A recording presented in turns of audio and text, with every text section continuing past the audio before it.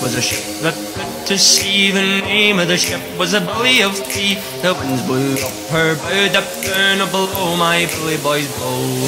Soon may the wellerman come to bring us sugar and tea and rum. One day when the tonguing is done, we'll take our leave and go. Soon may the wellerman come. Je vais très bien, merci. Et toi? Ça va, je râle à chaque fois qu'on commence l'épisode parce que je trouve que notre discussion pré-épisode et post-épisode est toujours encore plus intéressante que la discussion qu'on a dans l'épisode. Donc, Voilà, on va la continuer voilà. ici du coup. Voilà. Je nous accompagne d'un petit jean, un jean liégeois qu'on m'a offert pour Noël. Il était accompagné d'un chocolat. J'ai déjà mangé le morceau de chocolat, mais sinon il est très très bon. Et toi, qu'est-ce que tu as? J'ai une Dorada spéciale Roja. C'est une bière blonde espagnole tout à fait classique. Voilà.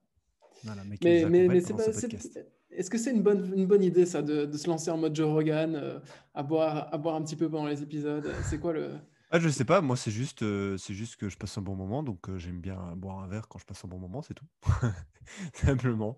Je le pense pas, je le pense pas autrement. Voilà. C'est quelqu'un de Vas-y. pur, c'est bien. Voilà, je suis quelqu'un de pur. De quoi tu voulais... On a laissé l'épisode 11, il me semble, c'est ça? Ouais, c'est 11. c'est ça. De quoi tu veux qu'on parle aujourd'hui? Alors, d'abord, désolé pour le petit secret que je t'ai révélé hier. J'ai créé une page Facebook pour The Farm Spot, juste Ouais. pour tester un truc, une idée qu'on m'a pitchée sur LinkedIn. C'est bizarre, on me pitch des idées sur LinkedIn maintenant, c'est extraordinaire quand même. Ok, c'est des gens qui écoutent le podcast qui viennent te pitcher des trucs. Ouais. Ok. Ouais, mais du coup, lui il m'a parlé, je me rappelle pas de son nom, je le mettrai en lien en description, pardon d'être un goujat, son profil LinkedIn, comme ça il aura peut-être un petit peu de trafic. Mais en gros, c'est un marketeur qui crée une nouvelle catégorie de marketing qui est le meme marketing. Et donc, il m'a dit les mèmes convertissent 50%. Il y a une agence qui a publié récemment ces chiffres. Et sa campagne qui avait le mieux fonctionné en 2020, c'était un mème. Et elle fonctionnait en termes de conversion. Alors, je ne sais pas comment ils définissent la conversion, mais disons de manière générale, la conversion était 50% supérieure à la meilleure pub de vidéo qu'ils avaient. Du coup, qu'est-ce que j'ai fait? J'ai créé un mème pour FarmSpot. Si vous l'avez vu, tant mieux. Et ceux qui sont dans le groupe privé l'ont vu aussi. Et je me suis dit, bon, ben voilà, je vais faire le gros bourrin, je vais le sponsoriser, même sans passer par tu l'as sponsorisé? Ok. Oui, je l'ai sponsorisé, c'est ça le truc en fait. Et Jedi me dit, vas-y, laisse-moi inviter des gens pour aller liker la page, etc. Et je me suis dit, attends, j'ai pas envie de niquer le truc, faisons un test, ça dure jusqu'à demain, 10h, je pense. J'ai mis 10 €. Pour le moment, le test est nul. les gens engagent pas. Alors après, j'ai vraiment fait ça comme un bourrin, j'ai fait le classique. J'ai fait du targeting par Interest sur les gens qui ont entre 25 et 40 ans, enfin 18 et 40 ans en France et qui sont intéressés soit par Gary Vee, soit par les startups, soit par le business online, etc.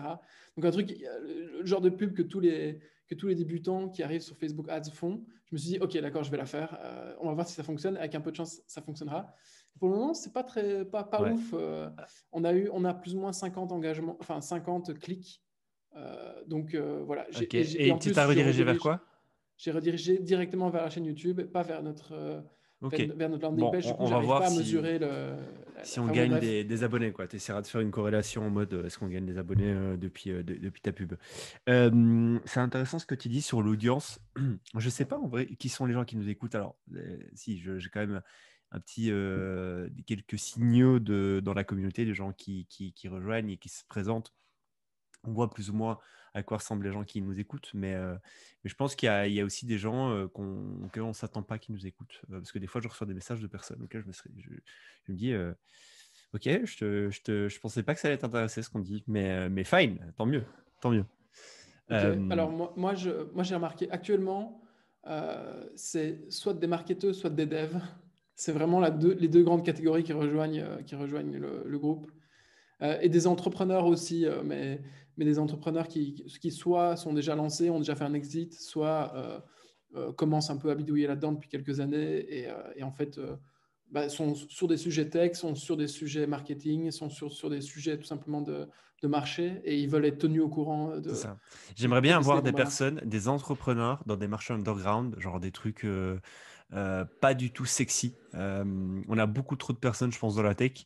Ce serait bien d'avoir genre le mec qui gère, je sais pas moi, des centres équestres, par exemple. J'en sais rien, tu vois, je dis ça comme ça.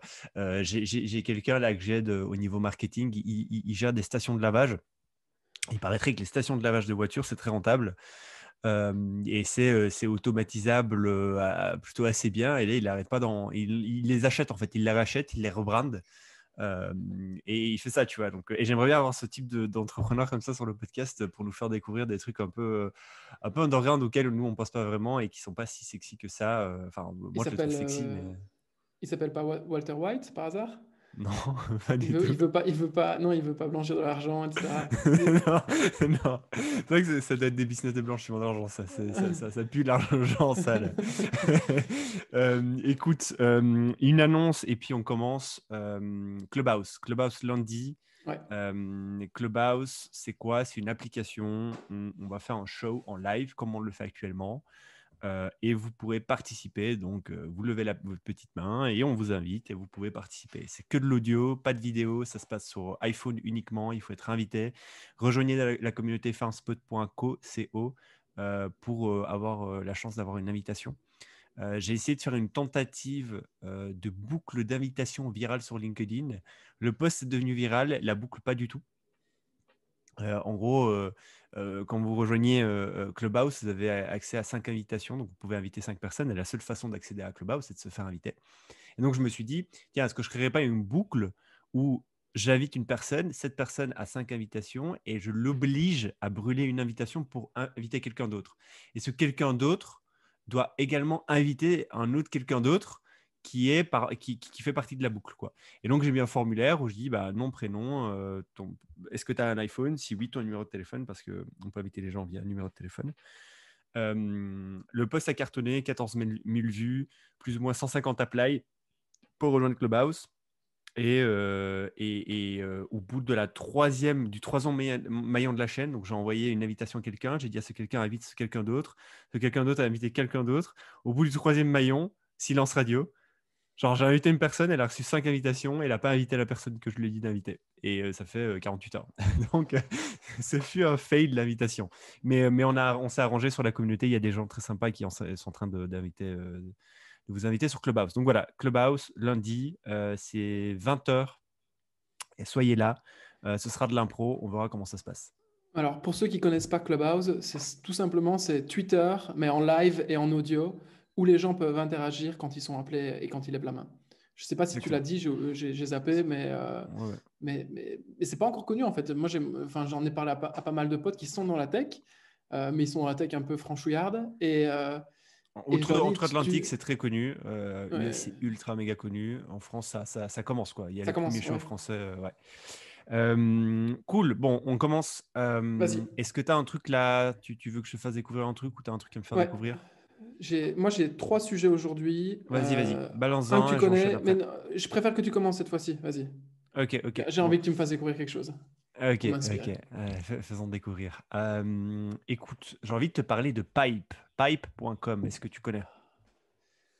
Alors, pour l'audience qui nous écouterait, Jedi arrête pas de me parler de cette boîte et j'arrive pas du tout à kiffer.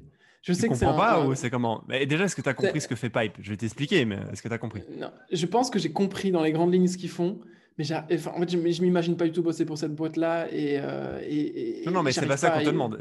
En gros, est-ce que tu comprends le produit? Est-ce que tu vois la grandeur du produit? je suis pas sûr que je vois la grandeur du produit, donc je me réjouis que tu me le pitch. Vas-y. Ok, bon. Pipe, en gros, c'est une boîte. La tagline de Pipe, c'est Turn your monthly recurring revenue into your annually recurring revenue. Ça veut dire quoi?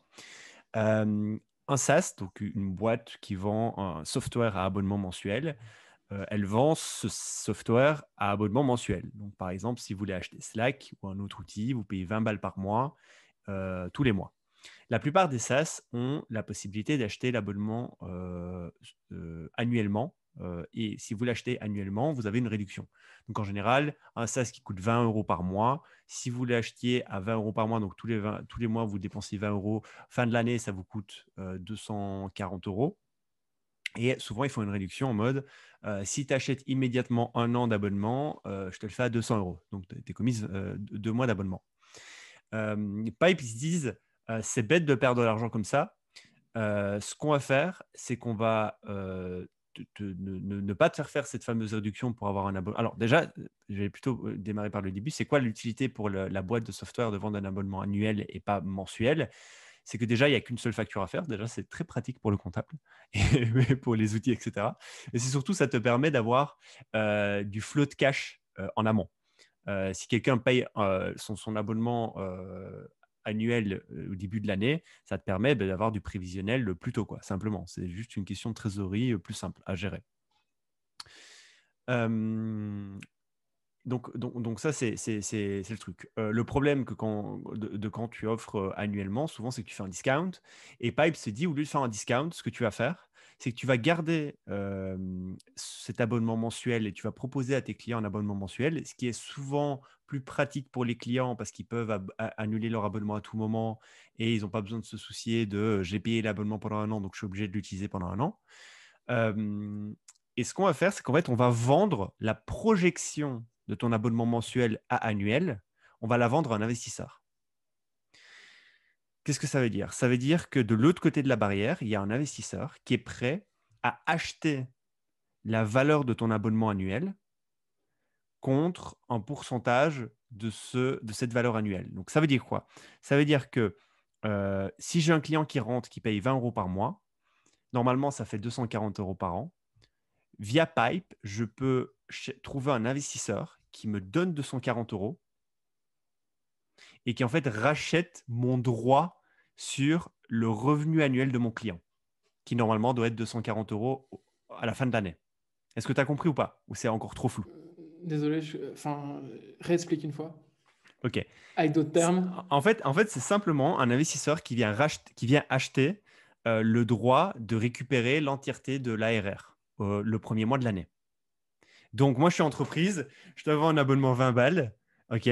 Toi, en janvier, tu le payes 20 euros. Je vais sur Pipe et je dis hello, j'ai un client, il vient de me payer 20 euros. Fin de l'année, normalement, ça fait 240 euros. Est-ce qu'il y a un investisseur qui est prêt maintenant, en janvier, de me faire un virement de 240 euros? Tu as compris ça? Ok, d'accord, oui. Et il y a un investisseur qui se dit oui, je suis prêt à le faire. Alors, il ne l'achète pas 240 euros, il l'achète un peu moins cher parce que comme ça, lui, fin de l'année, tu lui verses en fait les 240 euros. Et donc, lui, il l'achète par exemple 230 euros. Et donc, il te dit écoute, je suis prêt à t'acheter ton client maintenant, donc l'ARR de ton client maintenant, pas 240 euros, mais je te l'achète 230 euros en janvier. Et en décembre, tu me rembourses 240 euros. Ok, donc c'est du financement. Je pense qu'il y a des banques qui proposent ce genre de service. Elles financent ton produit et tout ton développement à l'avance. Sur des boîtes stables, ouais. Sur des boîtes stables.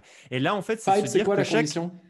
Là, j'ai pas les conditions. Je pense qu'il y a je pense qu'il n'y a pas vraiment de conditions. Il y a surtout en fonction du profil, il y a des risques différents. Je vais en parler. Mais en gros, c'est de se dire que chacun de tes clients est un asset, en fait, parce que ton client, il te ramène du revenu. Donc, en fait, le client, tu peux le considérer comme un actif. Et vu que c'est un actif qui apporte de la valeur dans la boîte, il y a en face un investisseur qui peut potentiellement l'acheter. Donc, en gros, ils ont créé simplement une marketplace d'actifs qui sont un actif assez nouveau, qui sont en fait le client d'une entreprise. Et donc, toi, entreprise, tu peux vendre ton client. Tu vois, quand je dis vendre ton client, c'est bizarre quand je dis ça, mais tu vends la perspective future de ton client, du revenu futur de ton client, et l'investisseur l'achète. Et en contrepartie, il y a un discount qui se fait et lui prend une marge fin d'année. Qu'est-ce qui se passe si le client abandonne au bout de 6 mois? Ouais, alors tout est évidemment est programmé. C'est très drôle parce que dans le dashboard de Pipe, dès que tu as un client, il se rajoute. Donc imagine que tu as un client qui s'appelle Tesla qui paye 3 000 euros par mois. Il se rajoute il y a une ligne Tesla, 3 000 euros par mois. Le risque, donc il y a des analyses de risque. Donc il y a le risque qui churn, c'est autant. Donc churner, ça veut dire qu'il abandonne son abonnement au bout de X mois, c'est autant. Et donc, tu peux potentiellement revendre à un investisseur qui veut l'acheter et en échange, il est prêt à prendre, je sais pas moi, 5% de commission. Tu vois. Et donc, ça se rajoute comme ça dans des lignes. Et donc, si tu as un client qui churn, tu peux automatiquement réattribuer un nouveau client à l'investisseur. Après, Ok, si d'accord. tous tes clients ont churn, là, je ne sais pas comment ça se passe. Là, ma foi, j'en sais rien. Mais voilà. Et donc, c'est vraiment, donc, dès qu'il y a un actif qui churn, bah, tu dis simplement, j'en attribue un autre, quoi. Simplement. Et du coup, C'est eux, quoi le pareil type de pour boîte qui fait appel à ça? À part, enfin, tu dis euh, des SaaS, etc., mais quel type de SaaS? c'est que des 1 à SaaS. 30 Je pense. personnes, 50, plus 200? Enfin, tu vois? C'est intéressant comme question parce que j'ai pas de réponse. J'ai pas regardé les. Alors si ils ont plein de types de clients. Ils ont Slack comme client. Ils ont Okta. C'est quand même des fat SaaS qui ont passé certaines milestones. Ils ont Fontaine, Intercom par exemple comme client. Donc ils ont vraiment passé un certain seuil. Je pense pas que si tu débarques et que tu as genre deux clients, que tu n'as pas encore de product market fit, que tu puisses apply, quoi.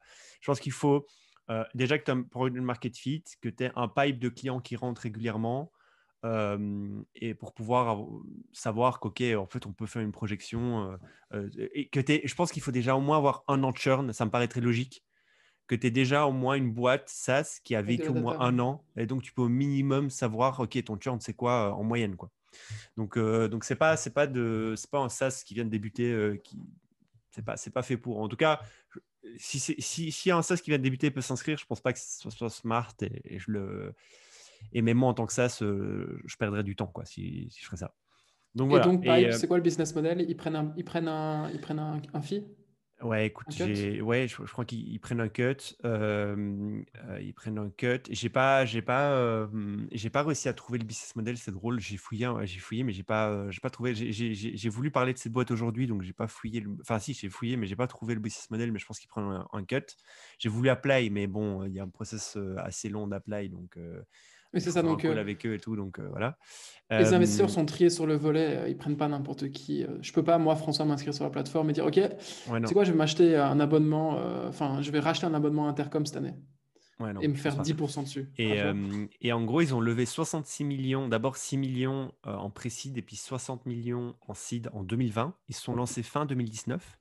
Dans les investisseurs, il y a Naval Ravikant, par exemple, et d'autres angels assez ouf et des fonds très, très, très, très bons. Le CEO sur Twitter, c'est un Twitter boy. C'est quoi un Twitter boy? C'est comme Dom de Fast. Je vous parlerai de cette boîte dans un prochain podcast, mais c'est des mecs qui build in public, donc ils tweetent tout ce qu'ils font, ils créent leur réputation sur Twitter. Et c'est très très smart parce que tous les autres fondateurs de SaaS, ils sont aussi sur Twitter et tous les investisseurs potentiels en tant que clients Bien de l'autre sûr. côté de la marketplace, ils sont sur Twitter. En fait, c'est une bonne stratégie de faire du building public sur Twitter quand tu fais ce genre de boîte. Euh, donc voilà, juste je voulais parler de cette boîte. Je trouve Ok, d'accord. Maintenant, tu sais quoi? La landing page, quand je l'avais vue il y a quelques mois, que tu me l'avais envoyée, je la trouvais un peu vaseuse dans le sens, elle est belle, ça envoie, mais je comprenais rien à la fin. Quand j'avais alors tout scrollé, je comprenais rien. Maintenant, tu vois, la deuxième façon dont tu l'as pitché, je comprends. Donc, c'est du financement par des investisseurs externes de l'acquisition, enfin ouais, de ton actif de client, de ton portefeuille de D'ailleurs, clients. une de leurs taglines, c'est de dire ne te dilue pas, utilise tes clients. Donc, se diluer, ça veut dire quoi? Ça veut dire qu'une entreprise, quand elle grossit, Ok, elle va potentiellement lever des fonds. Et donc, en fait, quand tu lèves des fonds, tu dilues ta partie de capital. Donc, si tu as 20% de part dans une boîte qui vaut autant, tu vas lever à une valorisation plus grande. Naturellement, tu fais rentrer plus de gens. Vu que tu fais rentrer plus de gens, tu te dilues. Donc, au lieu d'avoir 20%, tu auras potentiellement 15%. Donc, tu te dilues, en fait, simplement, sur les 100% des parts qu'il y a dans la boîte. Et eux, ils se disent, arrête de te diluer, garde tes parts, utilise en fait tes clients comme asset. Très, c'est très, très, trop très, très malin. malin. C'est trop Ouais. malin. Tu vois, non, t'aimes bien, non, tu Oui, kiffes. Et j'aime du bien, coup, mais ça il y a rejoint des. complètement la thèse enfin de Balaji, où en gros il dit 1800 farming, 1900 manufacturing, 2000 c'est investing. En gros, Tu ça vas nous en permet à parler. tout. Vas-y, Ouais, ouais. parle-en si tu veux. Ouais, vas-y, Non, vas-y. non, mais enfin, c'est Si, juste, si, là vas-y, je vas-y, reprends vas-y. juste le tweet qu'il a fait là-dessus, où en gros, enfin, une de ses thèses d'investissement, c'est de dire que, OK, en 1800, c'était du farming, les gens gagnaient leur vie en farmant. C'était pas en farmant comme nous, on farme sur farm spot, en farmant à la dure, à l'ancienne.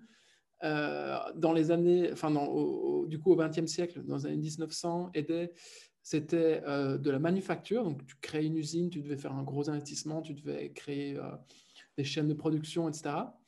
Et la suite, selon lui, c'est que les gens vont petit à petit, enfin, c'est le cas aujourd'hui, on peut en parler après avec toute l'affaire GME et Robinhood. Les gens passent vraiment tous du côté de l'investissement. Donc maintenant, aujourd'hui, nous sommes tous des investisseurs et dans le futur, ce sera le cas. Et c'est pour ça qu'ils sont si bullish sur la défi. Et c'est pour ça que le service que tu viens de me pitcher, je l'imagine tellement en défi aussi. Ça pourrait. Alors, je C'est je incroyable. vois pas forcément Non, la valeur ajoutée directe comme ça, de le faire en mode ouais. décentralisé, mais c'est génial. Non, c'est ouf. Et alors, et pourquoi je te parle de Pipe? Parce que déjà, je kiffe énormément. Ils ont une team assez senior. Il y a une quinzaine de personnes dans la boîte, ils sont très seniors. C'est que des grandes boîtes ou fonds. Sauf le CEO. Le CEO, il est senior, mais il est genre, c'est un senior qui ressemble pas à un senior sur Twitter, quoi. Je sais pas si tu vois ce que je veux dire. C'est des fois, je rencontre des seniors et genre, qu'est-ce que j'entends par senior? C'est genre un mec qui a 15 ans d'expérience ou qui a travaillé dans un grand fonds et maintenant il veut lancer une boîte, il a plein d'insides, etc. Et genre, ils ont un profil un peu. Moi, je suis un senior. Je sais pas expliquer. C'est très personnel et c'est un feeling, quoi. C'est très. Rien n'est objectif dans ce que je suis en train de dire. Et lui, pour le coup, c'est l'opposé, quoi. C'est vraiment le mec rien à foutre. Je suis sur Twitter, je réponds à tout le monde, je dis des fois des conneries et tout ce que je veux, c'est juste créer mon personal branding et en même temps, mon personal branding, il permet de faire de l'acquisition client et investisseur. T'as un peu fouillé son background à lui? Il fait quoi? Il est tech? Il est... Non, je peux le faire si tu veux, Ok, mais non, pas grave, j'ai on fera un pas, commentaire. ouais, j'ai pas fouillé. Alors, pourquoi je te parle de Pipe? Parce que je trouve ça incroyable et surtout parce qu'il y a plein de Pipe en Europe qui essaient de se lancer. Ah ouais? Il y a la blinde de Pipe qui essaie de se lancer en Europe. En France, il y en a plein. À Londres, il y en a plein. Ça ne m'étonnerait pas que dans cette semaine-là qui vient de passer, il y ait plein de pipes qui sont lancés. Il y a plein d'investisseurs ici en France qui reçoivent des decks de pipe, de copies de pipe en Europe. Et bon, écoute, on verra, on verra. Et on va voir un pipe en Europe certainement. On verra ce que ça donne. Tu voulais son background, j'étais en train de checker en même temps. Écoute, j'arrive pas à voir ce qu'il a fait en termes de travail, de métier. Ah si, si, il a quand même, il a monté une boîte jusqu'à la série B, il me semble, et il l'a revendue. Elle a été rachetée par Faire.com et ensuite il a été invest. Il a investi dans Fast, qui est une très belle boîte que j'adore. J'avais un pull la semaine passée, vous l'avez peut-être vu. Carta et plein d'autres très très belles boîtes. Real Sport, qui, bon, c'est pas une boîte, enfin, je n'aime pas trop cette boîte, mais sinon, Fast et Carta sont des grosses boîtes. Donc voilà. Voilà. J'ai envie qu'on fasse mini parenthèse, si tu te sens capable de l'expliquer, ce qui s'est passé cette fois, ce week-end, enfin cette semaine avec Reddit, le contre-shorting et du coup la démocratisation de la finance et à quel point un subreddit peut faire valser la finance de Wall Street. Ouais. Techniquement, je ne sais pas si je vais rentrer trop dans les détails, non pas parce que j'ai pas envie, mais surtout parce que je pense que je vais zapper des trucs, des choses et Ok. expliquer à la va-vite des choses. Mais en gros, euh, il y a des fonds d'investissement qui s'appellent des hedge funds qui investissent en bourse et ils ont essayé de shorter certaines actions. Donc, shorter certaines actions, ça veut dire quoi? Ça veut dire de parier sur la baisse d'une action, en gros. C'est plus technique que ça, mais en gros, c'est parier sur la baisse d'une action. Et ils se sont dit, il y a une boîte qui s'appelle GME, qui est en gros l'équivalent en France. C'est quoi? C'est Micromania, je pense, en France. En gros, c'est une boîte qui rachète et revend des jeux vidéo. Ok. Je crois qu'en France, c'est Micromania. Alors, il y a d'autres produits aussi, mais c'est le business principal, c'est ça. Et c'est GameSpot, c'est ça, un GameSpot GameStop, pardon, aux US. Et du coup, cette boîte, et donc c'est une boîte qui est en bourse, et donc ce hedge fund s'est dit, on va shorter, donc on pense que l'action est à autant et elle va descendre à autant. Quand tu veux shorter une entreprise, l'important, c'est de ne pas faire fuiter l'information. Parce que si quelqu'un d'autre sur le marché sait que toi, tu as placé un bid, une enchère donc sur le short d'une entreprise qui va baisser, sur le prix d'une action qui va baisser, si quelqu'un d'autre le sait, il peut venir te contrecarrer et faire monter le prix en achetant beaucoup de quantité. Et donc te faire Et perdre de l'argent. plus le prix monte, plus toi, en fait, si tu veux pas perdre toute ta thune, il faut que tu rachètes pour récupérer l'excédent. Et en fait, tu ne fais que rajouter du gaz, de l'essence sur le feu. Et tu n'as toujours pas fait de profit, tu fais que perdre de l'argent. Et donc, c'est super important que ce ne soit pas public, que tu es en train d'essayer de shorter. Il s'avère, je ne sais pas comment, il y a un super tweet qui est sorti aujourd'hui, l'info elle est sortie aujourd'hui, sur un mec, un investigateur qui a suivi de A à Z de tout ce qui s'est passé sur comment un mec sur Internet, un mec aléatoire sur Internet, sur un forum, a su qu'il y avait ce short. Et donc il y a une histoire qui dure plus d'1 an en fait. Donc c'est un mec qui a traqué ça pendant plus d'1 an. Il a su qu'il y avait un short et il s'est dit, tu sais quoi, je vais tout sous niquer et je vais mettre beaucoup de thunes. Je vais acheter beaucoup d'actions de cette entreprise pour que le prix monte et je vais faire en sorte de le publier sur Reddit. Donc Reddit, c'est un énorme forum qui souvent disent des gens c'est que des geeks là-dessus, mais non, c'est pas vrai en fait. Je pense qu'il y a beaucoup plus que ça. Et donc, il a essayé de créer une armée de gens qui se sont dit, les gars, vous savez quoi? Ce hedge fund, on va le niquer. Alors, pourquoi il s'est dit on va le niquer, ce hedge fund? Parce que fondamentalement, ce que font les hedge funds, c'est, j'ai fait un tweet là-dessus, c'est ils jouent avec des bugs dans le jeu financier, en fait. Donc, la finance, c'est un grand jeu. Et alors, les règles sont très particulières.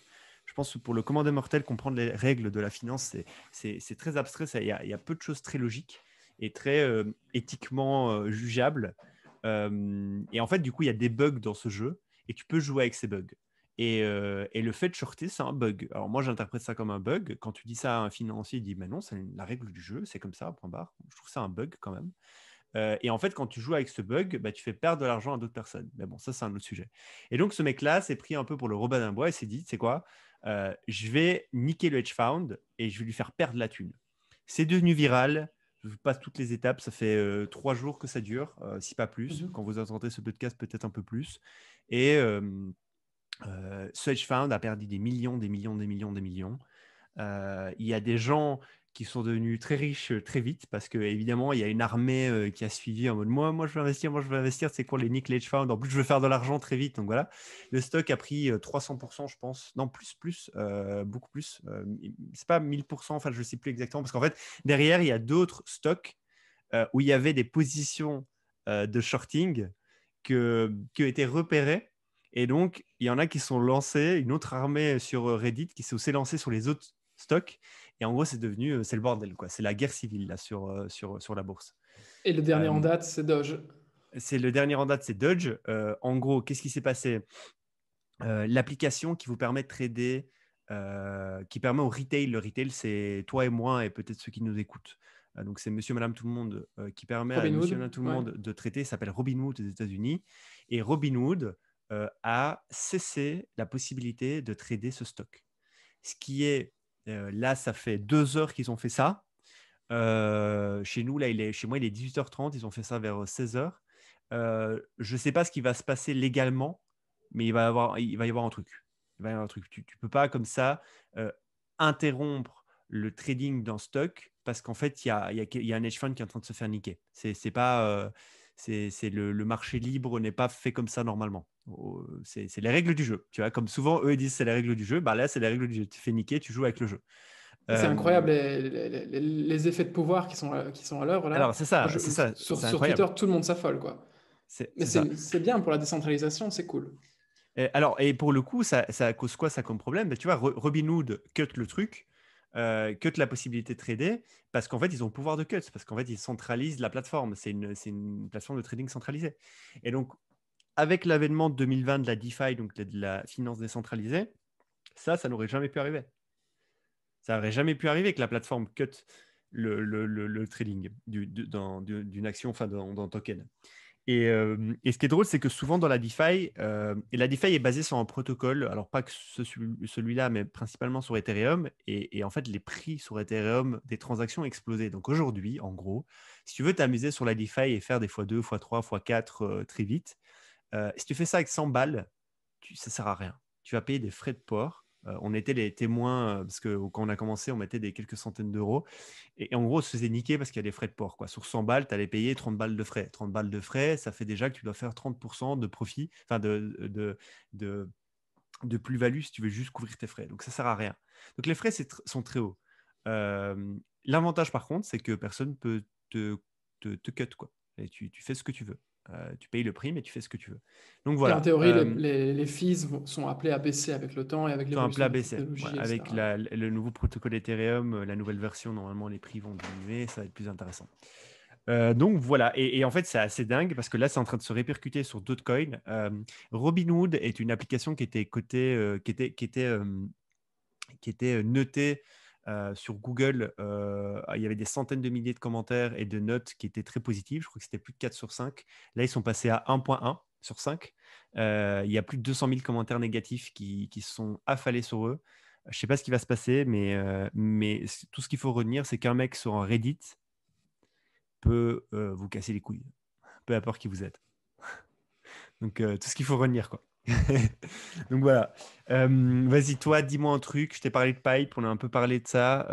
Je suis intéressé par la boîte dont tu veux me parler, ou autre chose. Alors, ouais, alors ces deux boîtes, j'ai envie de parler en fait de l'effet des plateformes comme WhatsApp. Alors, je vais te parler de deux boîtes qui se sont créées grâce et en grosse partie sur WhatsApp. Alors, la première, tu la connais et je suis content de te devancer là-dessus. C'est Ducan. Ah, Donc, trop cool. et en plus, ça rejoint complètement, ça rejoint complètement, ça rejoint partiellement le petit aparté que j'avais fait dans un des épisodes précédents où je disais que pour certaines personnes, Shopify, ça ne convenait pas. Et ben, typiquement, pour les commerces de proximité, indiens en tout cas, il y a un problème avec Shopify. Et donc, il y a un mec en fait qui s'est rendu compte que la plupart des stores à côté de chez lui envoyaient des En PDF Inde. soit en Inde, oui, voilà, donc en Inde, 1,4 milliard d'habitants, l'Inde, donc avec des effets de réseau assez incroyables et énormément de commerces de proximité. Du coup, il s'est rendu compte que le shop pas loin de chez lui envoyait des PDF sur son WhatsApp avec OK, d'accord, si tu veux commander, envoie-moi le numéro de ta commande, envoie-moi les numéros des articles, etc. Et nous, on te l'expédie. Et il s'est demandé, en fait, comment est-ce qu'ils vont faire s'il y a plus de 50 personnes qui commandent, comment est-ce qu'ils font pour tenir l'inventaire? Et du coup, avec un pote, ils ont décidé de créer ce qui allait devenir plus tard Ducan. Donc, c'est juste une gestion de l'inventaire pour ce genre de petit business. Et dans un second temps, ils ont créé donc Ducan, un e-commerce que tu crées en 30 secondes. Et ce qui est incroyable, c'est qu'ils sont gratuits. Et du coup, j'ai un peu fouillé. Comme toi, c'est difficile de trouver leur business model. Enfin, ce e-commerce-là, j'ai eu du mal à trouver son business model, mais en fouillant un peu dans les FAQ, j'ai trouvé qu'ils prélevaient 0,11 11 centimes pardon, à chaque order. Donc, ce n'est pas grand-chose du tout. Et donc, ils ont 4,4 millions de downloads. Ils sont disponibles pour le moment que sur Android. Ils sont déjà présents dans 1800 villes. Et ça, c'est incroyable. C'est là qu'on se rend compte à quel point on est perchés, nous, avec nos Paris, Bruxelles, Londres, Amsterdam et Berlin. Tu vois, enfin, 1800 villes. Enfin, tu vois, et ils ont traité aujourd'hui quasiment 1 million de commandes.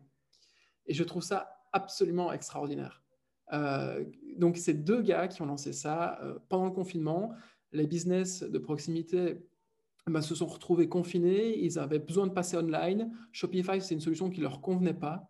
Parce que Tu peux expliquer, c'est ça qui est intéressant. Pourquoi ça leur convient? Pourquoi Shopify ne convient pas à la population indienne? Qu'est-ce qui fait que ça leur convient pas? Alors, d'après ce que j'ai compris, et il y a peut-être un petit peu d'interprétation qui rentre là-dedans, c'est que Shopify, en fait, ça demande beaucoup de customisation, l'air de rien. Alors, nous, on en a fait 10 000 dans notre vie. On le fait maintenant en 2 temps, 3 mouvements, les yeux bandés. Mais en vrai, quand tu es un Indien, que tu sais à peine te servir d'Internet, eh ben, créer un site Shopify, c'est pas facile. Et eux, en fait, ils ont streamliné tout ce process-là. Tu arrives sur sur leur webpage. Déjà, c'est mobile, 100% mobile. Donc, en fait, tu n'arrives pas sur une webpage, pardon, tu télécharges l'app, tu crées ton business online en 30 secondes littéralement. Tu vas juste mettre ton nom, tu vas juste uploader tes produits. Si tu veux pas les uploader, tu mets juste le nom du produit, le coût du produit, c'est tout. Et en fait, ils ont réduit l'expérience e-commerce à un MVP, mais qui est formidable parce qu'il fonctionne tout seul en fait. C'est ça. La version qu'ils ont créée, donc le Dukan aujourd'hui qui existe, c'est vraiment 3 étapes pour créer ton e-commerce. Et en fait, c'est une version qui est dégueulasse. J'ai regardé des shops, je me suis amusé à aller regarder des dizaines de shops Dukan.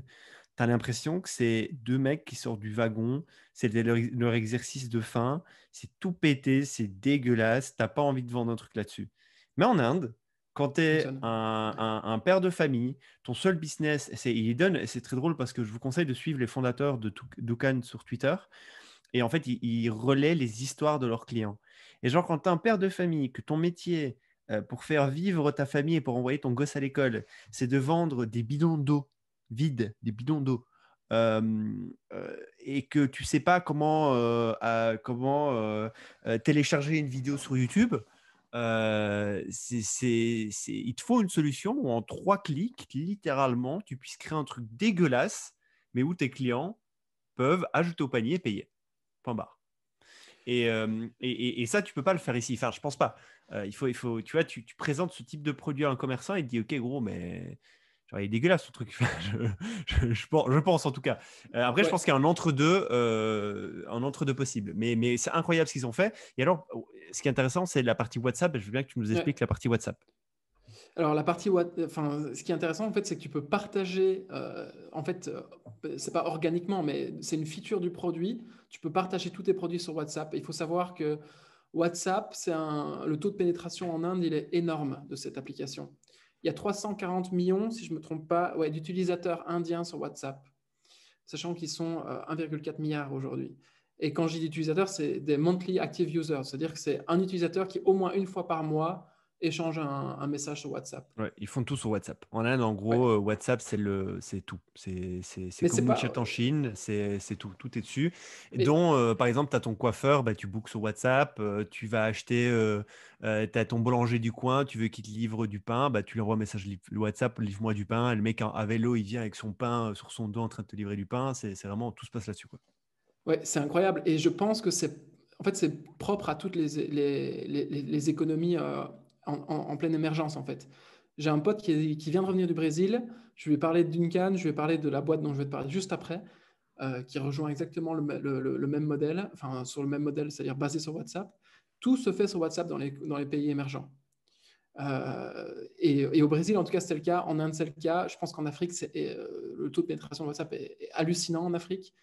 Et c'est incroyable. Et d'ailleurs, la preuve en est que même les VC, enfin même les VC américains, par exemple, ont investi dans Duncan. Alors c'est une branche indienne d'une VC firm qui s'appelle Lightspeed. Ouais.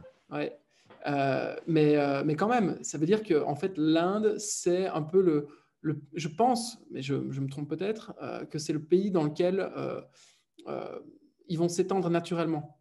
Enfin, toutes les apps Ouais. fabriquées aux États-Unis vont s'étendre en Inde et beaucoup d'apps indiennes vont pouvoir conquérir les États-Unis juste Ouais. après. Et c'est le cas de la boîte Ouais. dont je vais te parler juste après. Vas-y. Ok, non, mais ce que je voulais dire juste, c'est que en fait, on en avait parlé un peu et du coup, on faisait la réflexion. L'Inde, c'est un pays qui émerge, qui a une croissance au niveau de la population, au niveau de l'adoption, de la technologie qui est assez fulgurante. Et en fait, ce type d'app en Inde, c'est soit ça marche pas, soit ça marche fois 10 millions. Il n'y a pas d'entre-deux, quoi. Il y a vraiment pas d'entre-deux. Et en fait, les gens, ils sont tellement en galère que s'ils ont une app qui leur permet de vendre en ligne pendant le confinement, ils vont en parler à tout le monde. Et en fait, c'est sur une population où le referral, c'est monstrueux. Tellement, en fait, tout le monde est en galère, quoi. Donc, si tu me donnes un petit super pouvoir, peut-être que tu pourras parler des super pouvoirs, si tu me donnes un petit super pouvoir, moi, en tant que consommateur ou en tant que business, ton truc, mais je vais le défoncer en positif et je vais en parler partout et je vais l'utiliser à fond, quoi. Donc voilà. Donc je kiffe grave Doucan. Je me demande en quoi comment on peut répliquer quelque chose en Europe, sachant le niveau d'attente d'un produit technologique en Europe des gens, en fait, parce que tu vois, si j'utilise Uber, tu me donnes moi en tant qu'entrepreneur, si en tant que consommateur j'utilise Uber et Deliveroo, si derrière tu me vends un Doucan pour mon commerce physique, comment je vais interpréter ça, quoi. Je veux dire, le produit n'est pas à la hauteur. Ceci dit, s'il répond aux attentes, pourquoi pas. Je sais pas, je suis curieux de voir. Le produit, je pense qu'il est à la hauteur. C'est le design qui n'est pas à la hauteur et l'UX qui est pas top. Qui est pas top. Mais enfin, l'UX est top, lui n'est pas top. Mais je suis d'accord avec toi, c'est incroyable. Et je me suis aussi posé la question du coup, mais c'est quoi l'équivalent en Europe? Est-ce que ça peut exister? Est-ce qu'il y a une place pour ce type d'app? Et c'est pour ça que je t'avais fait la réflexion d'ailleurs. Google, je ne sais pas si tu as déjà essayé de lancer un store sur Google. C'est un peu une expérience qui est équivalente. Hein. C'est dégueulasse, mais ça fonctionne et ça coûte rien, je pense. Donc, en tout cas au début. Du coup, des Dukan aussi, il y en a plein en Inde. Genre de Dukan, c'est un parmi plein d'autres concurrents. Moi, j'avais repéré 6 concurrents. Je ne sais pas si tu en as eu encore plus, mais il y en a une volée de concurrents. Il y en a beaucoup, quoi. Moi, j'ai entendu parler d'un concurrent parce qu'ils ont eu un litige juridique avec eux. Parce que je ne connais pas exactement le détail de l'histoire d'un point de vue légal et juridique, mais apparemment, ils se sont frités finalement. Donc, ça s'appelle Catabook. Je suppose que tu l'as vu passer aussi sur les réseaux. Et en fait, finalement, Catabook a pris... Catabook a pris, bonjour, Catabook a pris des parts dans l'investisseur de Dukan. Donc voilà. J'enchaîne sur la next boîte ou est-ce que tu veux... Ouais. Si c'est un lien, vas-y. Ouais, donc c'est un lien, c'est aussi une boîte qui est fondée sur WhatsApp, ça s'appelle Super Lemon. Cette fois-ci, elle est 100% bootstrappée, parce que j'ai oublié de le mentionner, mais Dukan a levé 6 millions de dollars. Cette fois-ci, c'est une boîte qui est bootstrappée, qui s'appelle Super Lemon, et qui en fait permet de gérer non seulement la distribution, mais aussi le customer support sur WhatsApp. En fait, ce qu'ils ont fait, c'est qu'ils ont pris une verticale d'une app comme Front, qu'on connaît tous, qui est en fait un front desk pour tous tes utilisateurs. Et ils l'ont donné et ils l'ont verticalisé. Ils ont fait que sur WhatsApp, c'est en Inde aussi. Et ils en ont fait une app sur Shopify qui aujourd'hui génère 30 000 $ par mois. Et ce qui est marrant, c'est que... En gros, ton support client, tu le fais sur WhatsApp, quoi. C'est ça? Oui, ton support client, mais non seulement ton support client, mais tu peux faire aussi par exemple de l'upsell, du panier abandonné, du référal. Apparemment, le référal, c'est une des features qui était le plus utilisée sur leur app. Et c'est deux Indiens qui ont fondé ça. Pareil que pour ton gars de la boîte dont tu m'as pitché, ils font ça, ils font tout leur marketing sur Twitter, ils exposent tout, ils sont 100% transparents. Et je trouve ça génial. Et d'ailleurs, ils viennent de lancer du coup l'excroissance de leurs produits. Ils sont en train d'aller concurrencer à leur échelle. Je ne sais pas dans quelle mesure c'est vraiment l'équivalent, mais front app parce qu'ils ont lancé du coup sur Messenger, par email, je pense aussi par Twitter. Et en fait, c'est juste une uniformation, une unité, une seule unité pour gérer tous tes clients, peu importe le channel, le channel, le canal duquel il vient. Voilà. Ok. Et du coup, c'est qu'en Inde, ça aussi. Alors non, eux ils sont sur WhatsApp, ils sont sur Shopify et donc ils sont distribués partout. Ils font pas que ils se brandent sur Super Lemon, ils se brandent vraiment sur on aide les e-commerce et les DTC. Donc ils sont vraiment sur cette vibe là. Pourquoi? Une fois de plus, parce que les gens préfèrent parler sur WhatsApp que parler par email ou parler sur Messenger, etc. Cool. Ok, je connaissais pas les Super Lemon. J'avais vu une boîte un peu similaire, mais je pense qu'il y a quelques concurrents de Super Lemon, mais ok. Écoute, l'Inde, c'est vraiment... ouais. Et l'Inde, c'est vraiment un marché qu'on regarde pas trop, nous, je pense, européens, et qu'on devrait regarder un peu plus, quoi. Écoute, moi, je voulais te parler d'un truc que j'ai découvert hier, c'était hier matin. C'est The Pill Club. Je sais pas si tu as Internet là. Enfin, oui, tu as Internet, je suppose, mais si tu as ton ordinateur. The Pill Club. THEPILLCLUB.com. The Pill Club, en fait, c'est une boîte qui te permet de monitorer et d'acheter et de monitorer c'est quoi le mot technique? Comment on dit? Ta pilule contraceptive. Voilà. Désolé si j'ai pas les mots techniques. Ta pilule contraceptive. En gros, il part d'un constat, c'est que déjà aux US, la réglementation sur la pilule contraceptive n'est pas du tout la même qu'en Europe. Donc, on a des préconçus qui ne sont pas les mêmes aux US. En plus de ça, la pilule contraceptive, c'est un produit qui est extrêmement toxique pour les femmes. Il y a différentes marques qui délivrent les pilules contraceptives et la majorité sont très toxiques pour les femmes. Et en fait, le Pill Club s'est dit pourquoi on n'essaierait pas de créer un direct-to-consumer de la pilule contraceptive et de tout ce qui va autour de la pilule contraceptive et de rendre ça moins anxiogène et moins pharmaceutique, mais de rendre ça plus sexy, plus community friendly et autour de certaines valeurs qu'on va créer, ce qui va nous permettre à long terme d'upsell nos clients et de vendre d'autres produits que de la pilule contraceptive. Aujourd'hui, ils vendent du stérilet, ils vendent des tampons, ils vendent des biscuits, des sucreries que tu vas prendre pendant que tu as tes règles. Ils vendent des préservatifs pour femmes, ils vendent des badges, ils vendent un peu de tout. Et en fait, ils ont réussi à créer une brand autour d'un produit qui normalement est anxiogène. En fait, c'est la pilule, c'est un truc. Enfin, tu vas en pharmacie, tu achètes ta pilule, tu n'as pas envie d'en parler à tout le monde. Enfin, c'est pas encore comme du Viagra, quoi, mais genre, la boîte, elle est dégueulasse. Genre, t'es pas en train de te balader avec ta pilule chez tes copines en mode toute contente, t'as ton paquet de pilules, quoi. Enfin, tu vois, genre, c'est pas un truc, C'est pas sexy. c'est privé. Ouais, c'est pas sexy, c'est privé, point barre. Et en fait, ils ont réussi à créer quelque chose de safe, de sexy, de pas anxiogène. Et apparemment, cette boîte, ce qui est super intéressant aussi, c'est qu'ils ont créé une communauté autour de The Pill Club. Ils ont utilisé tous les canaux d'acquisition que les nouvelles marques D2C font, donc les influenceurs sur Instagram, ainsi de suite. Bah, imaginez-vous une meuf sur Insta à 500 000 abonnés fait une story en mode ouais, je vais m'acheter une pilule contraceptive. C'est pas anodin, anodin. quoi. Ouais. Ouais, c'est bizarre, mais ils ont réussi à créer ça. Et alors, ce qui est intéressant, c'est que cette boîte, en fait, elle existe depuis 2016.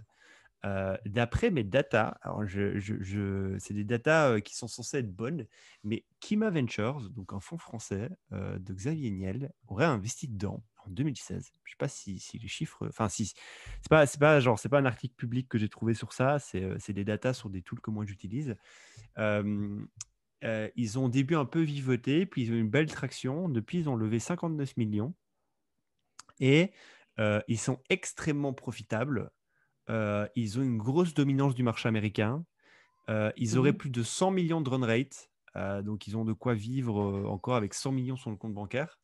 Et ils viennent de recruter une grosse exec Uber, une meuf assez connue chez Uber, pour continuer à manager la boîte et à faire grossir la boîte et de passer à la next step. Donc voilà, je trouvais ça juste encore une fois, industrie sur laquelle tu ne te dis pas je vais faire une boîte. Bah si, en fait. Et comme quoi, je vous avais peut-être déjà parlé d'une boîte que j'aimais bien qui s'appelait Charles, qui vendait la même chose, enfin qui vendait du Viagra sous le même modèle. Bah là, c'est de la pilule contraceptive et comme quoi il y a des produits sur lesquels on peut vraiment se positionner et venir niquer tout le monde. Et dans la même veine, j'avais découvert une autre boîte qui s'appelle Aavia, donc aavia.io. Et en fait, c'est une app qui te permet de monitorer ton cycle menstruel et ta prise de pilule.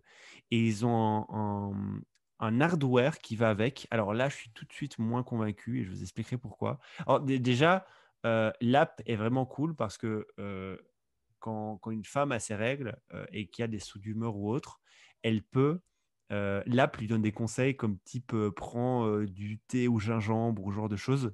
Et genre, ils essaient de gamifier ça un peu et de rendre ça fun. Et en fait, d'être le compagnon idéal pour la mauvaise passe qui est celle de la passe des règles pour une femme. Et derrière, ils ont créé un hardware. Alors là, je ne suis pas du tout convaincu de ça, mais je vais vous expliquer ce que c'est. C'est un hardware. Donc, c'est un petit boîtier où tu mets ta plaquette de pilules dedans. Ceux qui ont déjà vu une plaquette de pilules voient de quoi je parle. Je pense que tout le monde a déjà vu une plaquette de pilules, mais ça ne tombe jamais. C'est une plaquette avec plein de pilules, avec des dates dessus. Tu le mets dans le petit hardware. Et en fait, l'app te dit, tu as pris autant de pilules, il t'en reste autant. Et ça te fait des rappels, en fait.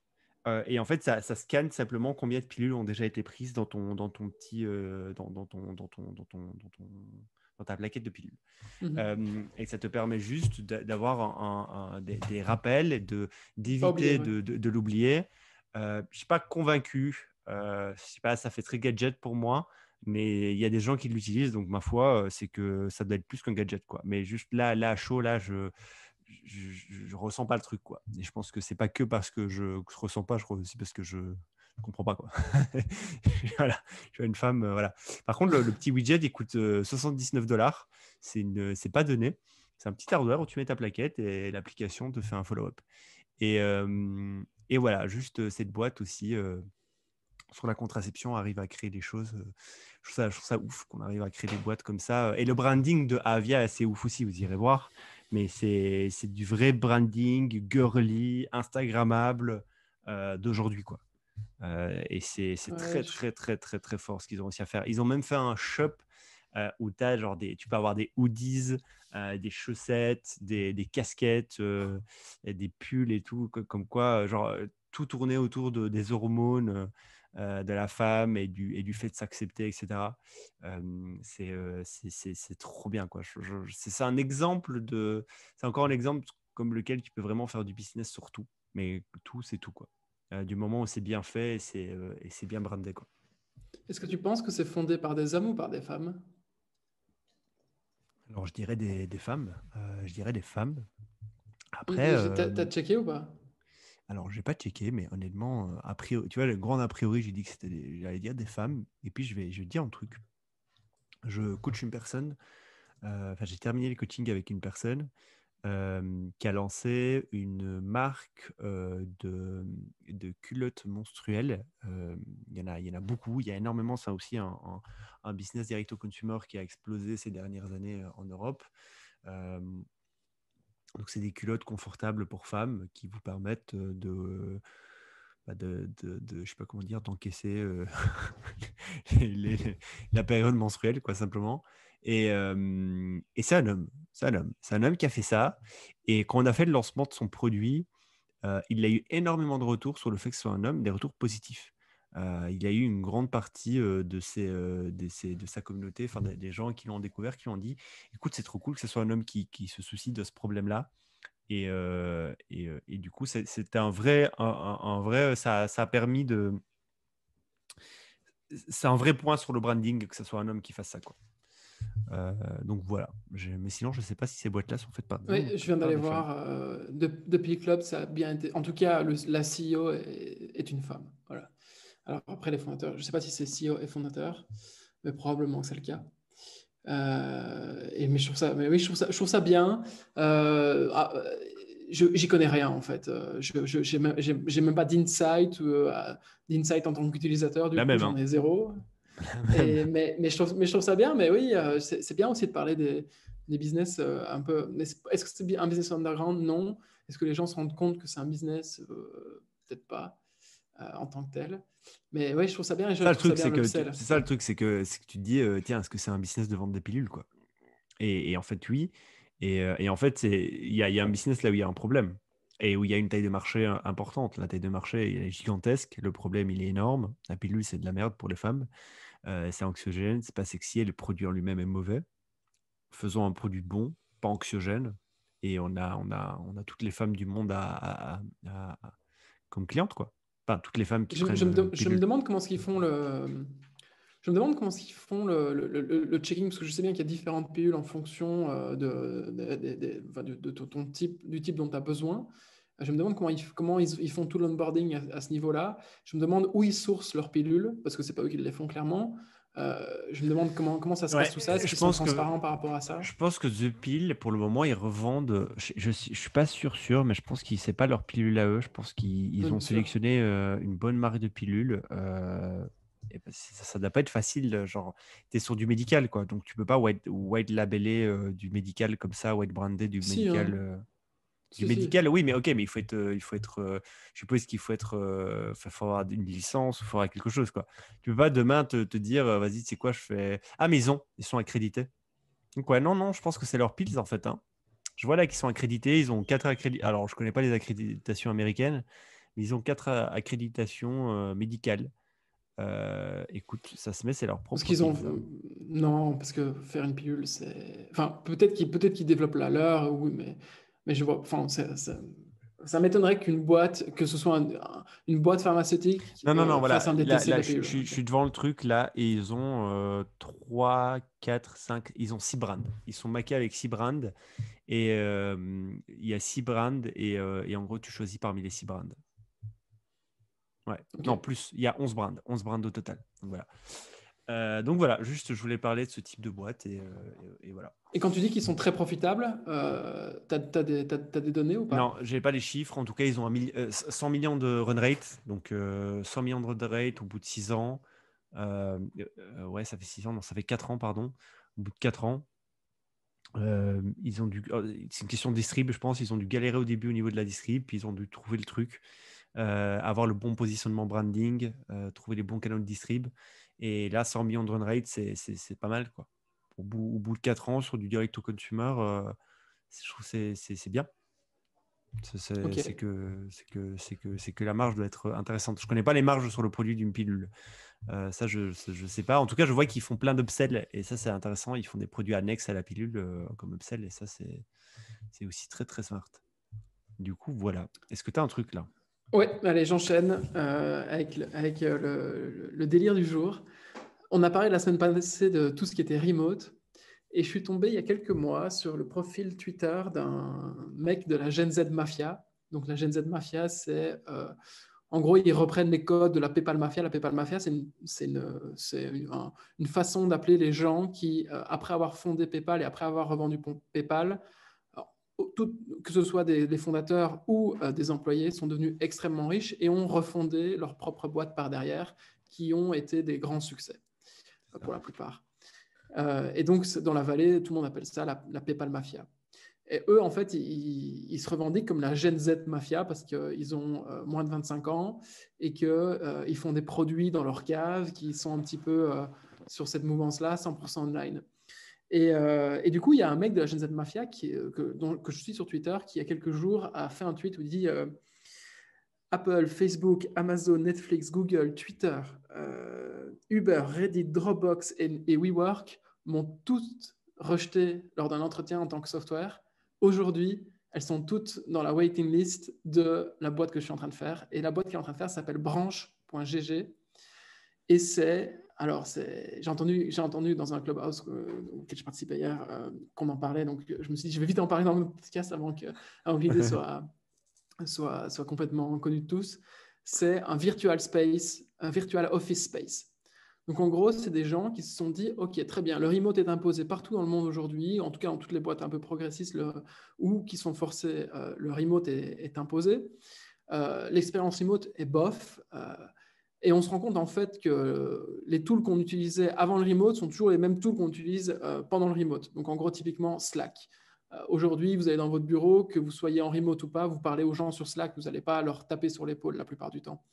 Du coup, sauf si c'est urgent. Du coup, ils se sont dit, bon, ben, là, il y a une opportunité en or qui a déjà été, à mon avis, visitée par plein de fois dans le passé, mais nous, on va le faire mieux que les autres. On va faire un virtual desk, enfin un virtual office. Et donc, en fait, ils designent le bureau tel que tu le souhaites. À mon avis, il y a un truc random pour tout le monde au début, mais à terme, moi, je vois très bien l'évolution où, en fonction de l'industrie dans laquelle tu es, en fonction du nombre de personnes que tu as dans ton bureau, en fonction de plein de choses, tu pourrais faire un service de design de virtual space pour les employés. Et du coup, en fait, ils ont un service qui permet en fait de prendre, tu vois, la feature sur Discord. Il y a une feature, quand on est dessus, c'est Open Chat. En gros, open vocal. Et donc, en gros, tout le monde qui est sur c'est comme c'est comme un groupe où les gens parlent en s'interrompant, etc. Ben, ils ont repris cette feature-là, ils l'ont mis sur un virtual space. Et en fonction de là où tu te trouves dans les pièces, etc., tu entends un peu moins les autres, tu les entends de loin, etc. Et ils ont vraiment essayé de recréer ce qu'ils appellent en fait cette serendipity. En gros, c'est l'idée de se dire on allait au bureau pour plein de raisons, mais les bonnes raisons pour lesquelles on allait au bureau, on n'a pas encore réussi à les reproduire en ligne.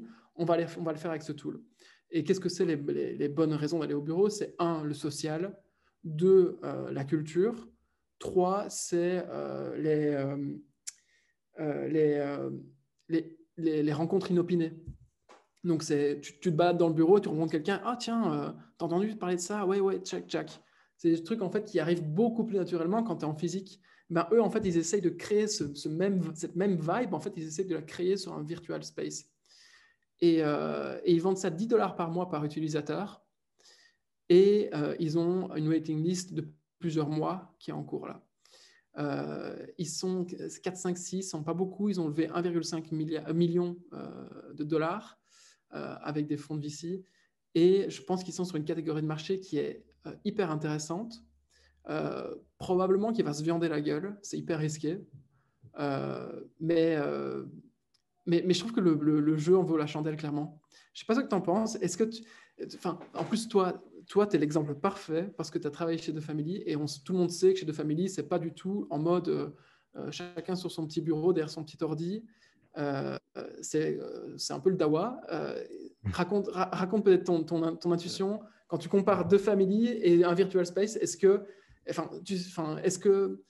The Family pourrait exister sur un virtual space? Tu vois, ce genre de truc, j'aimerais bien que tu explores un peu ça. Ouais, ben, alors, la vérité, c'est que les gens, en fait, sur l'espace physique dans The Family, ils étaient un peu. Déjà, il n'y a pas de bureau. Alors, il y en a de plus en plus qui avaient leur petit bureau quand même. Et chacun a son spot quand même. Après, il y a des gens qui bougent beaucoup, genre moi. Il y avait d'autres personnes qui bougent beaucoup, beaucoup, beaucoup. Donc, on est sur des canapes, sur des chaises. Des fois, on n'était pas là. Mais c'est Donc, un hall de gare. Les gens rentrent, les gens ouais, sortent. c'est ça, c'est ça, c'est ça, c'est ça. C'est que des fois, j'arrivais genre à 11 heures pour rester 1 heure et après, j'allais au premier étage et puis je repartais, j'allais dans un espace de coworking et puis je revenais. Enfin, oui, ouais, c'est le foutoir, quoi. Ceci dit, le Tool Branch, je ne l'ai pas encore testé. C'est un jeu, en gros, c'est en 2D et vous avez l'impression de jouer à Pokémon et vous êtes le personnage principal et que vous rentrez dans un endroit, il y a quelqu'un d'autre, plus vous approchez, plus il vous entend et plus vous pouvez parler, quoi, simplement. Je trouve ça très malin, je connais des boîtes qui l'utilisent. Je ne sais pas c'est quoi la frontière entre gadget et utilité, en fait, dans ce genre d'outil. J'arrive Oui, donc pas il y a de la... tu es sceptique? Alors, moi, je le suis aussi, tu vois, Non, mais je me dis que c'est oui, cool quand mais même.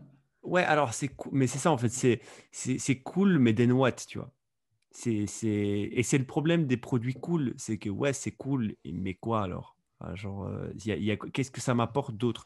Alors, si ça apporte factuellement quelque chose à la boîte et que tu es Non, mais OK c'est pour pas que. factuel. Alors là, tu rentres tu rentres exactement dans le même délire que de Family. Les gens chez de Family ils pourraient dire, mais les gars, vous foutez rien, vous êtes là, vous faites semblant de travailler. C'est pas factuel, c'est pas concret ce que vous faites. Ben, si, c'est factuel. Enfin non, c'est pas factuel, mais ça n'empêche que ça délivre énormément de valeur. Ouais, oui, oui, oui, je vois ce que tu veux dire. Mais du coup, qui sont les boîtes qui comprennent ça? Qui sont les Ça, boîtes c'est un qui vrai comprennent... problème. Ouais, qui sont les boîtes qui comprennent ça? Est-ce qu'il faut vivre l'expérience une fois pour la comprendre? Est-ce qu'au bout de la première expérience, je sais pas, en fait, c'est vraiment... euh, c'est quoi les tailles d'entreprise qui vont là-dessus? Imagine, tu as une boîte de 100 personnes. 200 personnes, quoi, tu as une pièce avec 200 personnes dedans et c'est le bordel. Tu fais Et un quoi, tu 3D. dois. Ouais, Tu ouais, ouais, fais... ouais, ouais. Ouais, je pense que c'est très. Et quand tu as des employés qui sont, tu sais, les mecs accros, hyper productivité, les mecs, tout est calculé au millimètre près, toute conversation est calculée au millimètre près. Et c'est Euh, en ça qu'ils disent clairement sur leur landing page, en tout cas, qu'ils veulent pas remplacer les tools de productivité et les tools disons, pro, de communication pro. Ils veulent pas devenir l'email, ouais, ils veulent pas devenir le mais, Slack. Ils mais veulent c'est juste ça, se c'est rajouter que. par-dessus pour... Mais c'est Ouais. exactement ça. Vu que c'est pas un outil de communication pro, qu'est-ce que c'est? Mais c'est en fait l'entre-deux. C'est ce qu'il y a entre les conversations pro. Et C'est ce qui est le plus comment. intéressant, Mais en alors, théorie. c'est super intéressant. Je suis bien d'accord avec toi. Mais comment tu arrives à faire rentrer ça dans la culture des boîtes OK, il y a Jean-Jean au bout de la pièce, il faut que je déplace mon petit bonhomme pour aller voir Jean-Jean, pour aller lui parler, quoi. Comment t'arrives comment t'arrives à ça, en fait? Comment t'arrives à convaincre les gens de faire ça? Je sais pas. Mais en tout cas, ça a l'air assez intéressant, enfin, parce que je vois des gens sur Paris, là, il y a des boîtes qui l'utilisent, je sais. Euh, Écoute, ça a l'air très cool. J'aimerais essayer. C'est quoi? J'aimerais qu'on se fasse une session où où on se balade dans une pièce. Là, Je pense que ça peut, par exemple, remplacer la machine à café, tu vois. Tu peux créer des endroits de jeu. Je pense que ça doit exister d'ailleurs. Je pense qu'ils doivent certainement le faire, des endroits de jeu. Donc, t'as genre les deux se déplacent dans un coin de la pièce. Et dans le coin de la pièce, il y a genre un jeu, quoi. Genre, je sais pas moi, une fléchette. J'en sais rien, mais mais c'est un peu comme quand, enfin, je pense que c'était sur Pokémon quand tu allais vers une machine à jouer et que tu pouvais jouer ouais, à la machine. c'est ça, Mais ouais. moi, je vois tellement ça. Mais en fait, alors, c'est gadget. Probablement qu'au début, c'est gadget, mais ça fait partie de ces ovnis de la startup qui peuvent devenir évidents du jour au lendemain. Surtout avec, quand tu regardes un peu les utilisateurs. Qui sont les utilisateurs? C'est des gens qui jouent depuis leur enfance à des Ouais, jeux. alors là, par contre, c'est intéressant parce que je pense déjà qu'il y a une Donc, on n'est population pas que tu vas perdu. cibler. Il y a une population que tu vas cibler, genre moi et toi, ok. Je pense que tu vas pouvoir nous cibler. Les execs intercom 35 ans plus, à être compliqué, quoi. Genre, il va te dire qu'est-ce que tu fais là, tu vois, où est-ce que tu m'amènes. Donc, je pense c'est clair qu'il y a une génération d'entrepreneurs et d'employés qui sont faits pour ce type de produit. Et c'est clair aussi que si le remote continue, et par exemple pour les boîtes remote first, ça fait sens, je pense, tu vois. Mais pour les boîtes qui ont dû être forcées au remote et qui, post-Covid, vont devoir trouver une solution parce qu'elles veulent absolument repasser offline, bah ça fait pas sens. Mais c'est clair que pour les boîtes 100% remote, dont la culture même, elle est en remote et dont l'âge moyen est assez bas, je pense que ça peut faire sens. Donc ouais. Écoute, Mulsi, j'ai envie d'essayer. Tu vois, j'ai pas d'avis. Je dis pas que c'est pas bien. J'ai juste envie d'essayer et j'ai envie d'expérimenter le truc. Et c'est ça aussi. C'est que des fois, il y a des produits où l'évidence, elle vient quand tu l'expérimentes. Moi, il y avait des produits comme ça où on m'en parlait. Je fais ouais, c'est cool. Puis une fois que tu l'expérimentes, tu te dis ah ouais, en fait, c'est pas que cool. C'est énorme. Tu vois. Et, euh, Moi, ça me fait et rire parce donc, qu'il y a quelques mois, j'ai envoyé cette landing page à un ami qui travaille dans une startup là. Et lui n'était pas du tout pour enfin, il comprenait pas enfin, il comprenait le produit, mais il disait que c'était joujou, etc. Et puis, on en est quand même tous les deux venus à la conclusion que 90% des gens qui viennent au bureau pour faire joujou. Enfin, je sais pas. Je sais pas si tu as une expérience récente de ça. Moi, j'en ai plein. Les gens viennent au bureau pour faire joujou. Et quand tu es au bureau, la plupart du temps, tu travailles pas très, très, très bien. Et tu viens vraiment pour l'expérience machine à café, tu viens pour plein d'autres choses, mais les gens ne veulent pas se l'avouer. Parce que du coup, en fait, la politique du cul sur la chaise, elle tombe à l'eau si tu avoues cette vérité-là. Et ça ferait chier beaucoup de gens, tu vois. Euh, mais moi, je suis persuadé qu'il y a un truc à faire. Et qu'un jour ou l'autre, ça existera. Un bah, jour ou ça l'autre, ça existe. existera. Alors, Ça oui, non, mais ça existe. existera et il y aura une réelle adoption. Là, je suis d'accord, ça paraît gadget.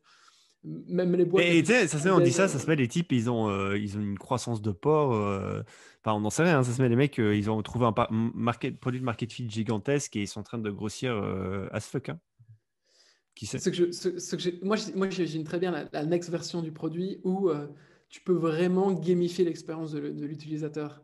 Genre, imagine, tu es chez Spacefield, tu travailles dans la logistique, et ben, tu sors de ton bureau, pouf, tu arrives sur une aire de parking avec des camions qui bougent, qui rentrent, etc. Et si possible, en plus, imagine en plus, tu pourrais brancher une API genre de ta database sur cette machine, sur ce virtual space.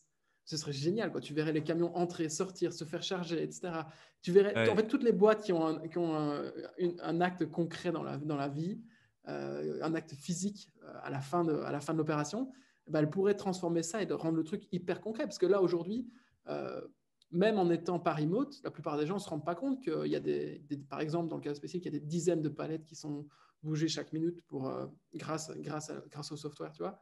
Tu pourrais Mm. vraiment faire de la data visualisation mais beaucoup plus engageante que ça. Enfin, moi, Mm. je vois bien le truc. Après, je suis d'accord avec toi, ça paraît un peu joujou. Mais à tester, à tester. Et si quelqu'un ici a déjà testé, n'hésitez pas à nous en parler. Cool. T'as pas des petites... Ah, vas-y, t'as encore un truc? Là, Parce que j'ai vas-y, envie t'allais qu'on dire balance quoi? des idées, là. J'ai envie qu'on balance Ouais, des idées.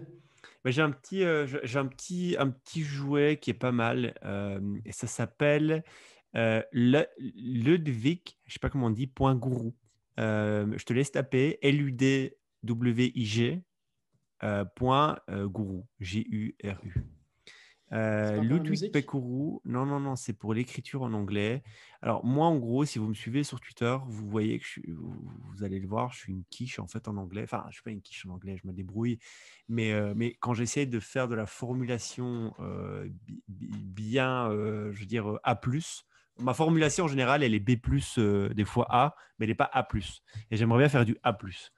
Et pour faire de la formation A+, il y a cet outil qui est vraiment pas mal. En gros, tu tapes une phrase ou une expression, n'importe quoi. Et en fait, ça va les chercher dans des bases de données d'articles, de magazines, euh, littéralement, réputées au niveau de la qualité de la littérature et du phrasing, etc. Ça va te sortir la meilleure version ou en tout cas une alternative à la version de ce que tu aimerais dire. Je ne sais pas si tu as des exemples là sur le truc en mode tu peux cocher une phrase et en fait ça va dire dans The Economist, la phrase elle est plutôt tournée comme ça, dans The Guardian elle est plutôt tournée comme ça et c'est vraiment pas mal pour apprendre à mieux formuler des phrases en anglais. Je veux juste partager ça parce que je trouve que c'est super important de savoir communiquer en anglais et savoir formuler des vraies phrases en anglais, autres que les phrases un peu basiques qu'on apprend à l'école. C'est super important. Donc, j'ai découvert ce tool récemment et honnêtement, il m'aide vraiment bien. Donc, n'hésitez pas à l'utiliser. J'ai remarqué que Ludwig.guru. tu avais des tournures très littéraires récemment dans tes tweets. Est-ce que enfin, genre très, très structuré dans la façon de formuler la phrase, c'est pour ça, tu penses? Genre, je me dis, Euh, oula, on dirait vraiment enfin, du coup, moi, je tape des trucs en français et je dis traduction en anglais et tu ouais. tombes tout souvent sur reverso.net et ce reverso.net, il te montre en fait, c'est exactement la même chose, sauf que c'est pas intégré directement sur la page. Il compare les phrases en français et les phrases en anglais dans leur traduction et ça fait très littéraire, ça fait pas très langage Ouais. usuel. Une bonne solution, c'est DeepL. Je sais pas si tu utilises DeepL. DeepL, c'est genre la meilleure solution de traduction. Donc deepl.com. Et moi, quand je veux vraiment traduire un truc et que c'est important, je le fais sur DeepL et genre j'ai une traduction parfaite quoi. C'est un tool qui utilise du NLP, mais genre c'est le meilleur tool d'NLP que tu puisses trouver à l'heure d'aujourd'hui. Ils compitent contre Google et ils sont meilleurs que Google là-dessus. Donc DeepL, c'est assez puissant. Mais donc non, récemment, non, c'est un truc que j'ai écrit moi-même. J'ai pas utilisé ce. Ludwig, j'ai découvert ça hier soir ou ce matin, je sais plus. Ah, ok. Donc Bon, bah, donc, du coup, tu as juste un phrasé très bien. j'améliore Quoi. mon, Ouais. j'améliore mon phrasé en anglais. Vas-y, j'ai Donc une ouais, idée à te pitcher. vas-y. L'autre jour, donc je me baladais une fois de plus sur Twitter et je vois un type qui fait un tweet en anglais que je traduis là sur le tas. Imaginez plutôt si les startups tradaient leurs employés comme aujourd'hui les pros du football ou les pros de sportifs sont tradés par les clubs. Et je trouvais ça génial comme idée. Et ça rejoignait une idée que j'avais eue il y a très longtemps, mais moi, en fait, je réfléchis juste par nom de domaine. Tu vois, genre, j'ai une idée, je me dis, oh, nom de domaine, et puis c'est tout. Alors, la plupart du temps, ça s'arrête là. Donc, j'avais acheté le nom de domaine, et je pense que là, il est dispo pour ceux que ça intéresserait, brainmercato.com. Et je me suis Ok. dit, c'est génial. Tu pourrais, en vrai, faire un espèce de mercato en temps réel des plus grands cerveaux de notre époque et voir où ils travaillent, sur quoi ils travaillent, pour qui ils travaillent, combien ils sont payés. Et tu verrais, par exemple, que Yann Goodfellow ou je sais pas quoi travaille chez AI Google et il vient de passer chez je ne sais quel, chez Amazon.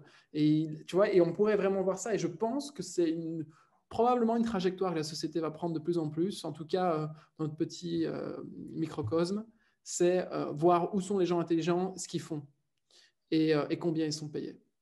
Et ça, c'est une donnée qui n'est pas forcément aujourd'hui disponible pour tout le monde. Et en plus, tu vois, ça permettrait de faire du branding en tant qu'employé. Et ça, je pense que c'est un truc assez fort. Genre, tu es Yann Goodfellow et tu te retrouves sur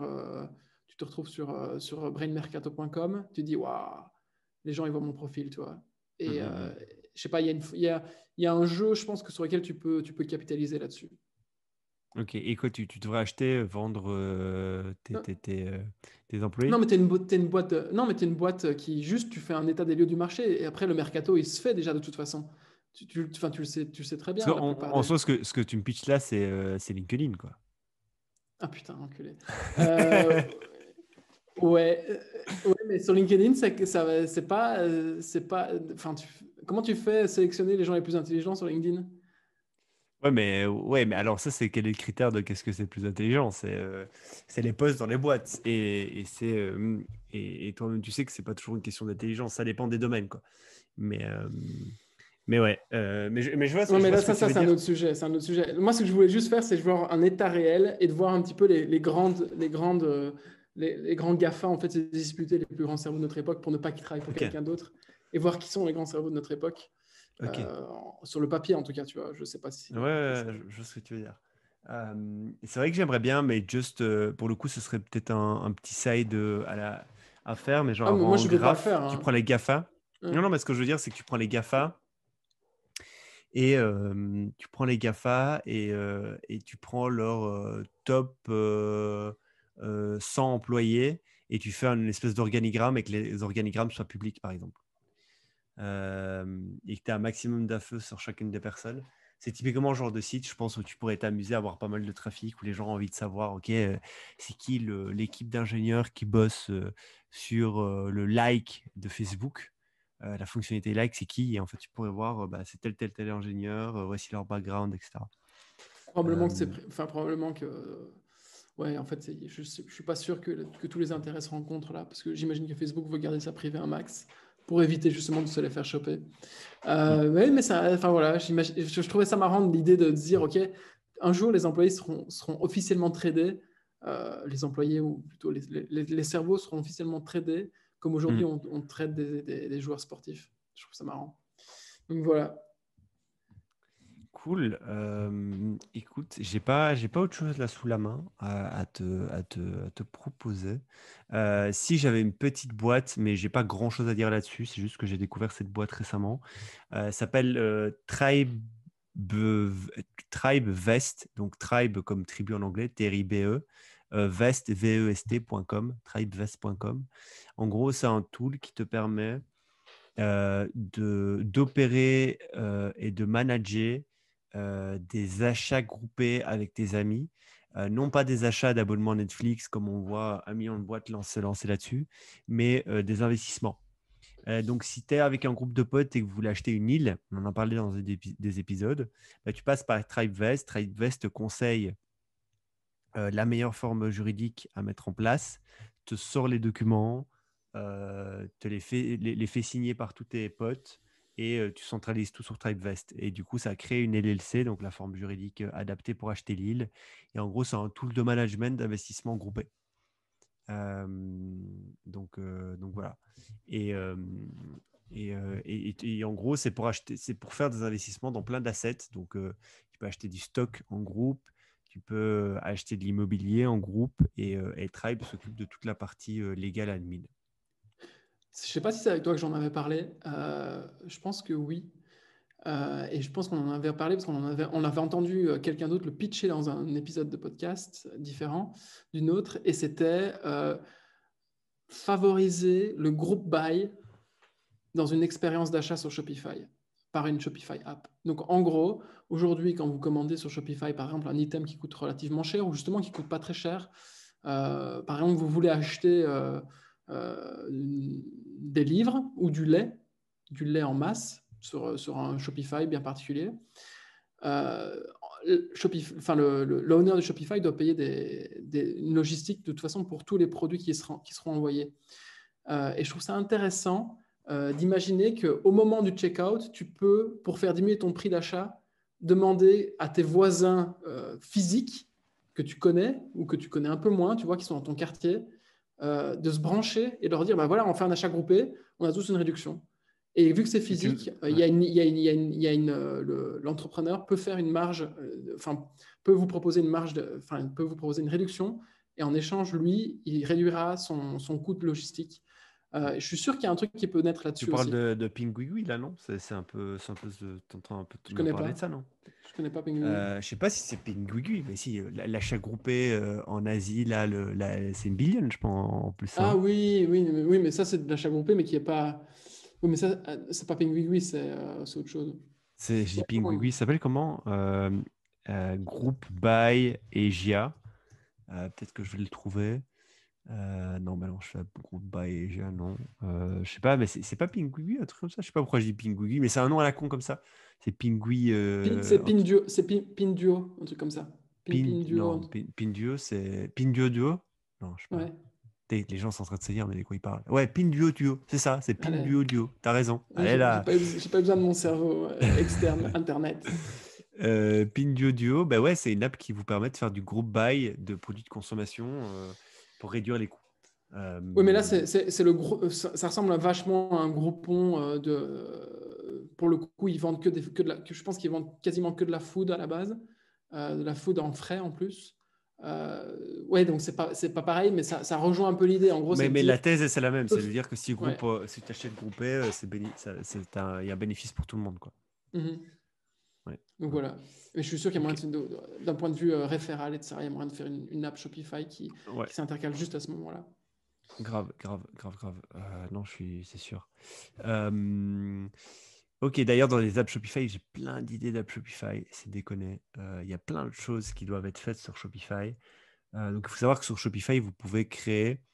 Donc, il y a un outil qui vous permet de créer un e-commerce. Vous pouvez développer des applications pour améliorer l'expérience utilisateur ou l'expérience de l'entrepreneur qui gère le Shopify. Là, il vous en a pitché une, mais il y en a plein des apps déjà existantes et des idées d'apps de ouf. Et j'en ai plein, j'en parle. Ici, j'en ai pas là. Enfin, je sais que j'ai une liste d'apps Shopify et je ferai le tri et je vous parlerai de celles que j'ai pas envie de faire. Euh, mais je vous en parlerai. J'ai pas mal d'idées d'apps Shopify intéressantes. Euh, C'est la rat race, hein, les apps Shopify, je le sais très bien aussi. mais non, pourquoi tu dis ça? Bah, en tout cas, c'est tous les retours de gens que je connais ou que je lis qui en font. Ils disent, ouais, en fait, t'es directement en concurrence avec le monde entier. Tout le monde peut te recopier. L'idée, elle est rarement très originale. Et donc, elle tombe sous le sens la plupart du temps. Et très vite, en fait, t'as plein de doublons qui arrivent et qui viennent te concurrencer. Ouais, ça Et c'est donc, en vrai fait, que. ouais, vas-y. Non, ça c'est vrai que quand tu lances une app Shopify, dans la semaine, tu as quelqu'un d'autre qui fait la même chose que toi, quoi, s'il remarque que ça fonctionne ce que tu fais. Mais ceci dit, je connais des mecs qui ils ont des petites équipes, 3-4 max, qui font des apps Shopify, qui génèrent un joli MRR et qui s'en sortent plutôt pas mal, hein, alors qu'ils ont de la concurrence. Donc je pense qu'il y a quand même moyen de faire des très belles choses sur Shopify. Oui, c'est sûr. Ouais. Bon. Moi, Il y j'ai aura plus toujours rien le de me problème de la dire. centralisation, etc. Enfin, Ouais, comme d'hab. ok, bon bah écoute, on a bien débriefé. J'avais envie de parler de deux autres choses, mais ça attendra la prochaine fois. Dis-moi si tu veux, vas-y. Hein. Non, c'est bon, non, c'est bon. Ok, ok. Ce sera une intro. Cool, on en parlera la prochaine fois. Bah écoute, c'est un plaisir. Je fais un rappel. Clubhouse. Je viens de voir que j'ai pas splitté notre écran, mec. Euh, j'ai pas mis François à côté de moi. J'ai mis François en principal sur YouTube. Bon, désolé les gars, vous aurez un screen bizarre.